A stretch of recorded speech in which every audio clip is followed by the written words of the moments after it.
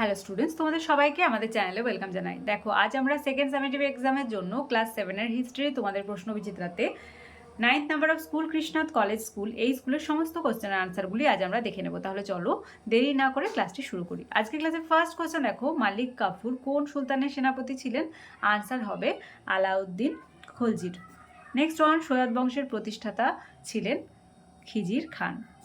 Third, বীরবলের প্রকৃত নাম ছিল মহেশ দাস। ফোর্থ, মোগল যুগে সোনার মুদ্রা পরিচিত ছিল আশরফি নামে।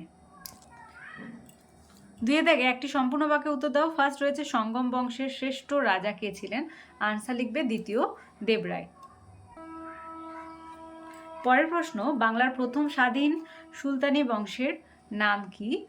লিখবে ইলিয়াস শাহী। নেক্সট ওয়ান, কোন যুগের ফলে মুঘল সাম্রাজ্যের সাময়িক বিরতি ঘটে? আনসার লিখবে 1540 খ্রিস্টাব্দে বিলগ্রামের যুদ্ধে। পরের প্রশ্ন, মালিক অম্বর কে ছিলেন? আনসার লিখবে আলেক আহমদনগরের প্রধানমন্ত্রী। তিনের দাগে দেখো একটি ম্যাচ দিয়েছে। গুরু অর্জুন এটি হবে জাহাঙ্গীর। মনসবদার এটি হবে আকবর। রুমি কৌশল এটি হবে বাবর। একডালা দুর্গ ফিরোজ শাহ তুগলক। চার দাগে দু তিনটি বাক্যে নিচের প্রশ্নগুলির উত্তর দাও। ফার্স্ট রয়েছে আলাউদ্দিন খলজি মঙ্গল আক্রমণ প্রতিরোধের জন্য কি ব্যবস্থা গ্রহণ করেছিলেন? এর অ্যান্সারটি এখান থেকে হবে, দেখে নাও ভালোভাবে। ভিডিওটি পজ করে লিখে নেবে, তাহলে লিখতে দেখবে সুবিধে হবে।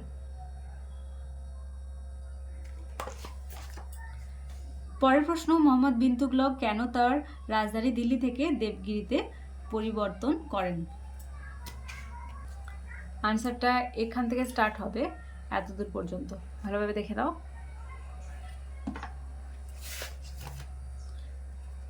নেক্সট ওয়ান, জামের যুদ্ধ কবে কাদের মধ্যে সংগঠিত হয়েছিল? আনসার লিখবে 1528 খ্রিস্টাব্দে সফাবি ও উজবেকদের মধ্যে। পাঁচে দাগের ফার্স্ট কোশ্চেন, দাগ ও হুলিয়া ব্যবস্থা কি? আনসারটা এখান থেকে লিখবে, দেখে নাও ভালোভাবে। এখান থেকে স্টার্ট হবে এতটা।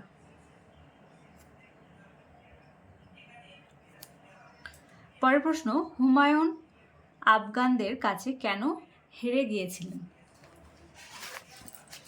এটি তোমরা পাবে, হুমায়ুন আকবরদের কাছে কেন হেরে গিয়েছিলেন, এই যে আফগানদের কাছে। এখান থেকে এতটা ভালোভাবে দেখে নাও,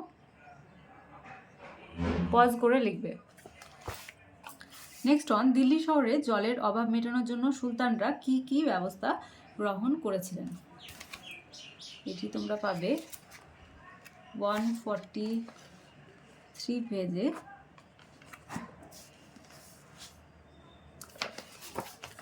এই যে এটা।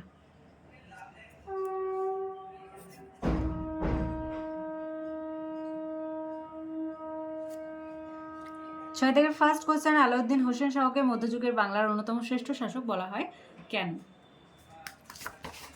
এটা তোমরা তোমাদের রেফারেন্সের 84 পেজে পাবে।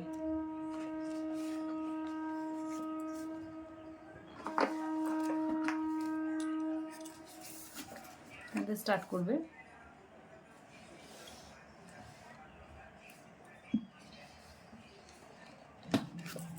ভালোভাবে দেখে নাও। আজকের ক্লাসের লাস্ট কোশ্চেন, অরঙ্গজেবের রাজপুত নীতি সংক্ষিপ্ত পরিচয় দাও।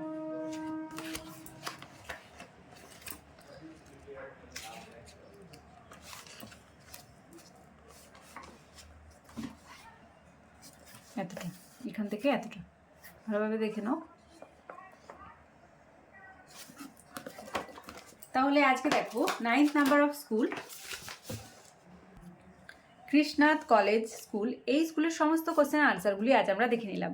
ক্লাসটি ভালো লেগে থাকলে অবশ্যই একটি লাইক দেবে আর ভিডিওটি বন্ধুদের সঙ্গে অনেক অনেক অনেক বেশি করে শেয়ার করবে। আর ক্লাসে যারা প্রথমবার এসেছো তারা অবশ্যই চ্যানেলটি সাবস্ক্রাইব করে নিও এবং পাশে থাকা বেল আইকন প্রেস করে রাখবে, যাতে করে আগামী দিনের সমস্ত ভিডিও সবার আগে তোমাদের কাছে পৌঁছে যায়। তাহলে আজ এই পর্যন্তই, তোমরা সবাই ভালো থেকো। Thank you.